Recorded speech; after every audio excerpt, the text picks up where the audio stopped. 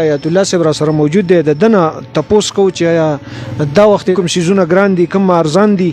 السلام علیکم. خو وړو دی وخت سره ډیر ګران دي چې وړو ریټ تقریبا 4-500 روپۍ تیلې د سورزو کې 40 کیلو تیلې ګران شول. دغه سي وړیم کوم لګ تیزی راغلی ده او ګوړه ډیره ګران شول. د ګوړه کې شارټیج دی نو بعضی شینه هغه ریټونه ډیر تیز شو د وخت سره پروسکنی په نسبت باندې خو ډیر زیات دي. خو به د سورزو کې ډیر سیوا شو د وړو ریټونه ډیر زیات روان دي او بل ریټونه یو طرف ته شارټیم پکې ده غاړو احتجاج کړل دي د غټو غاړو چې هغه له به قانونه پرچې ورکول کیږي 100,000 روپۍ پرچې ورکول شوې دي. دغه وجنه دغه یونین د غټو غاړو هغه احتجاج کړل دي سامانونه نه راځي د پنجاب نه دغه وجنه وړو کې شارټي ډیر زیات وړو ګران دي. دا وخت د چینی څریټ دی د ګوړې څریټ دی د داسې خبرونه دي چې د بارډر د بندیدو سره دلته کې سیزونه ارزان شوي دي کې حقیقت شته نه. د بارډر د بندیدو سره هیڅ شی نه دي دغه شوي. چینی خو دا ټیم سیزن دی نو لږه ښه شوې ده د مخکینی په نسبت باندې تقریبا 8200 ته چینی راغلی ده. مخکې 9200 8200 8100 داسې ته چینی راکوزه شوې ده او نور شیزونه په خپل ځای دي. ګوړه بل ارزانه او ګوړه اوس ګرانه شوې ده. نن ریټ د ګوړې تیز دی د پنجاب نه وړک په څونه ریټ تیزیږي چې دلته اوس دویم ریټ تیزی خو کوټه ورسم یې خو دی ریټ تیزی بس ریټ د پنجاب هغې په شانتي چلی هغې نه کم نه ورکوي.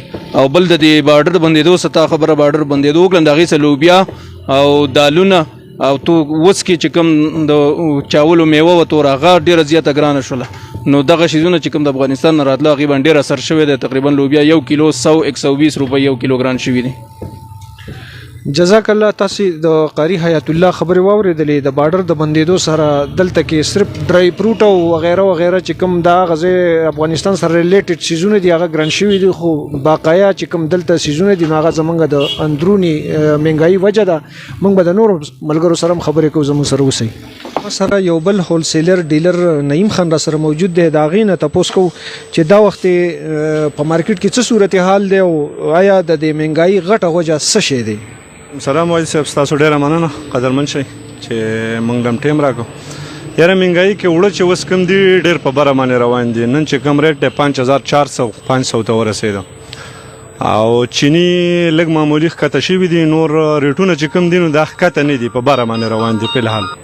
او دی خو وایي چې یاره زموږ څه غنم نشته دی نو د KPK والا چې دا دومره غنم اخیستي وو که نه راله د هغې خو یې څه پته مو نه لګېده. موږ خو وړه د پنجاب نه راوړو نو ولې نشته دی د دې اوس موږ ته هم پته نه لګي په دې اریان یو. خو لکه دلته چې کوم غټ ډیلران دي هغه وایي چې یاره موږ د هغه ځای نه کله وړه راوړو نو په یوه بوجۍ باندې زموږ نه 400-500 روپۍ ټیکس علي دا اضافي علي.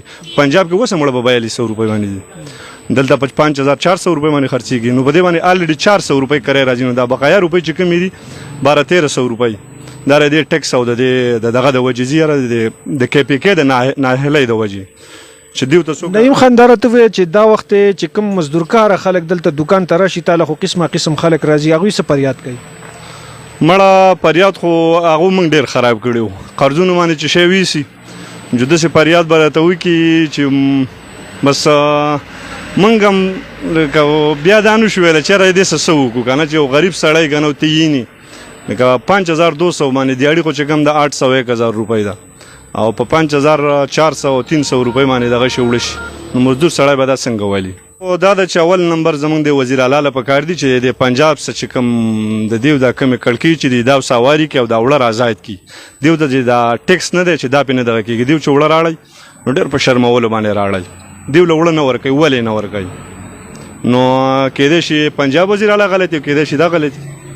شکریا جی. تاسو د دې ډیلرانو ډیلرانو خبرې واورېدلې په دا وخت په ثمرباغ بازار کې مختلفو دکاندارانو سره موږ خبرې وکړې او تاسو به اورېدلې وي نو وجه هم دغه ده چې که چېرته صوبایي حکومت د پنجاب د حکومت سره خبره وکړي دغه ټکسونه ورکړي دغه خلکو ته چې کوم دی سهولتونه ورکړي دغه سوداګرو ته په دوی باندې ټیکس ختم کړي او دا په ازادۍ سره د پنجاب نه دلته وړه رارسي نو دا به عوامو ته یو قسم ارزاني هم راشي او دوی به وړه په اسانۍ سره والي او د دې سره به نور هم چې دی نو دا مهنګایي کنټرول شي.